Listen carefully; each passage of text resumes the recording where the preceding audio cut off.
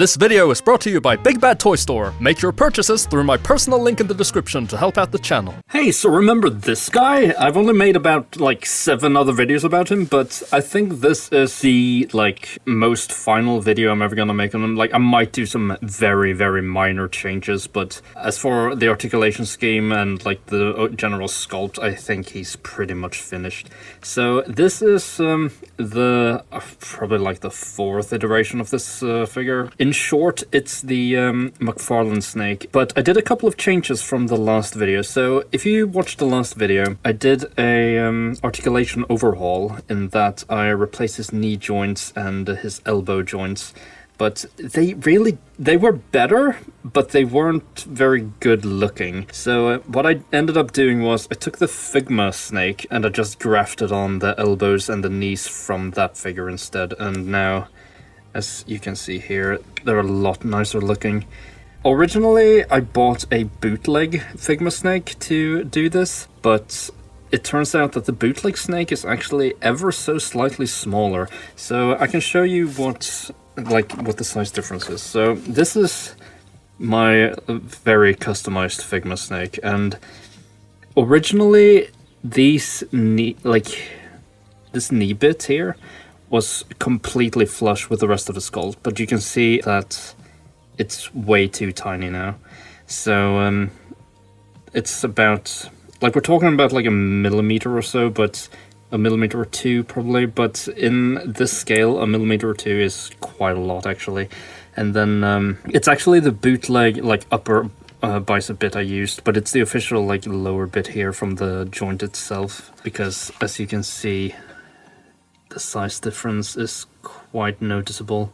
Not just in length, but also in width. So I figured that because I've hacked away at this figure so much, I've resculpted it and done so many modifications, that it wasn't really of any value other than personal value that got destroyed here. So yeah, this is my ultimate snake figure as of now. I did a couple of other things. I repainted him to a lighter blue. The original McFarlane snake has a pretty dark blue color scheme, which isn't particularly accurate. This lighter blue isn't super accurate to the game either, but it's accurate to pretty much all the art that came after MGS2 was released. We're talking Smash, and we're talking promotional pictures and renders and whatnot. So I'm fine with it being a little bit lighter. It makes the rest of the gear pop as well, because that was an issue I had with the original paint scheme, that the gray sort of disappeared into the sort of dark blue that the McFarlane snake had. I also gave him some I don't really know if I showed it off, but I gave him some G.I. Joe Snake Eyes hands, and I outfitted him with some new weapons as well. So this FAMAS here and this SOCOM, which I'm going to show off in a sec, are from Thanatos Arsenal on Etsy, and it's a 3D printed FAMAS, and as you can see, it looks pretty darn amazing. You can't really even tell it's 3D printed, to be honest. It doesn't have any of those lines that you typically see. And it's just a very, very good looking FAMAS. The original snake figure did come with a FAMAS, but for some reason it had a grenade launcher attachment, which I'm pretty sure wasn't in MGS2, and I lost it. I have no idea where it went. I feel like the FAMAS, even though it's not in MGS2, is the most iconic Metal Gear Solid, assault rifle. Then, as for iconic weapons, this SOCOM here is my personal favorite gun from the Metal Gear Solid franchise, because this was the first time I ever saw a gun with a flashlight attachment like this.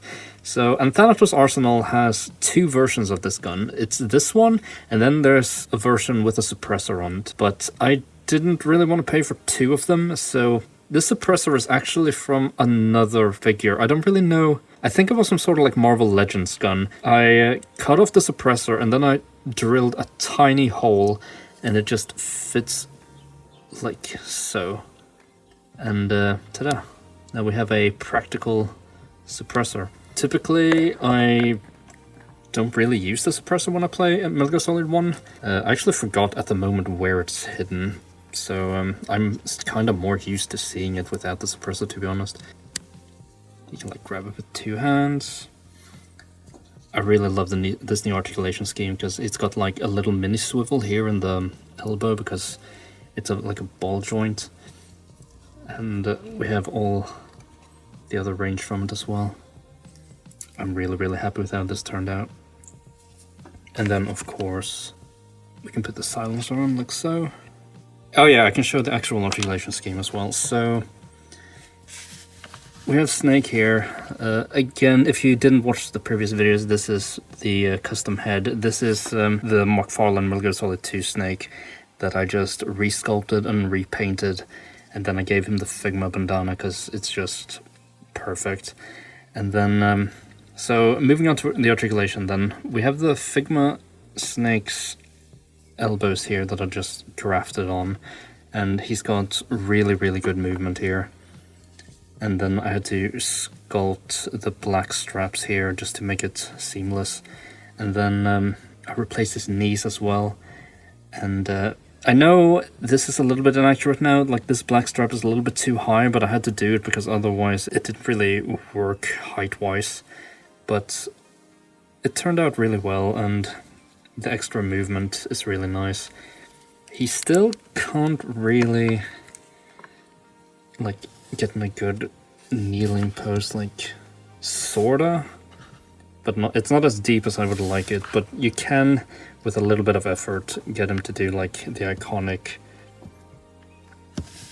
Kodak crouching. Like, it doesn't look fantastic, but you know, it's better than nothing.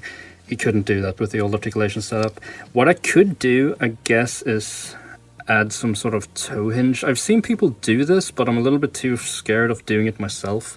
I thought about just grafting on the Figma joint, but I'm not really sure. I don't think the Figma joint is like... I don't think the sculpt itself is like wide enough to look natural on the toes. So, yeah, I think like literally the only thing I would like is if the hinge was a little bit better. Like, I could hinge it up to maybe at least like 90 degrees, but... in a pinch, you know, this will do. So, yeah, this is probably the last video I'll ever do of this guy. But I am very happy with him. And as I've stated in multiple videos before, Solid Snake is my, now probably top 3 video game characters of all time. I love Solid Snake so much. So, yeah. This is Snake. Kept you waiting, huh? I'm at the sneak point. Treat your cardboard box with care. Take care of the box, and it'll take care of you. Don't think of it as just another box. Treat it with love.